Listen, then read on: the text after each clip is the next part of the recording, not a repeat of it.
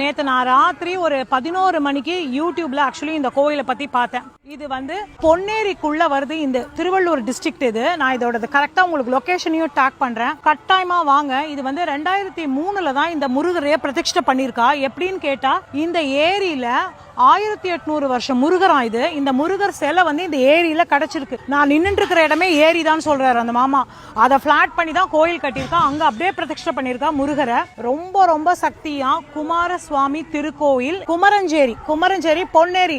கூகுள்ல போட்டாலே சூப்பரா கரெக்டா ரூட் சொல்லிடுறது. நல்ல கிராமம். நம்ம சென்னைக்குள்ள இந்த மாதிரி ஒரு இடம் இருக்கான்னு தெரியல. ஆனா இந்த முருகரோட ஸ்பெஷல் என்னன்னா 6 வாரம் விளக்கேத்தினா இப்ப இருக்கிற பிக் ப்ராப்ளம் என்னன்னா கல்யாணம் ஆக மாட்டேங்குது. கல்யாணம் ஆனா குழந்தை பிறக்க மாட்டேங்குது. குழந்தை பிறந்த பிறகு வீடு வாங்கணும். இந்த 3த்தையுமே இவர் நிறைவேற்றி வைக்கிறாருன்னு நிறைய பேர் எங்கெங்க இருந்தோலாம் வரா.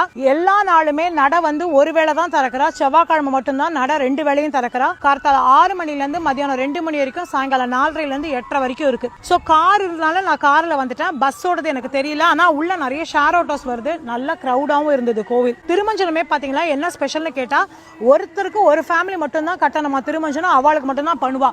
10 பேரை சேர்த்து வச்சு அந்த மாதிரி பண்றது இல்ல. 6 வாரமும் நான் வரணும்னு முருகன் கிட்ட வேண்டின்னு தான் வந்தேன்.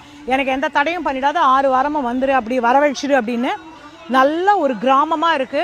ரொம்ப சூப்பர் சூழ்நிலையா இருக்கு. ஒரு 3-4 மணிக்கு நம்ம இங்க வந்தோம்னா நல்லா உட்காந்து கூட பண்ணலாம். சோ நம்ம என்ன பிரார்த்தனை பண்றோமோ அதுக்கேற்ற மாதிரி வெத்தலை மேல 6 விளக்கு ஏத்துறா. அந்த 6 விளக்குக்கு இங்கேயே கூட விளக்கு விற்கிறா. இவளுக்கு ஒரு வியாபாரம் தான் நம்ம கொடுக்கறது. விளக்கும் விற்கிறா, பூ விற்கிறா, மாலை விற்கிறா, எல்லாமே இருக்கா. மற்றபடி கூல்ட்ரிங்க் ஸ்பாட்லாம் இல்லை. வேணுன்றவா தீர்த்தம்லாம் எடுத்துன்னு வந்துக்கோங்க.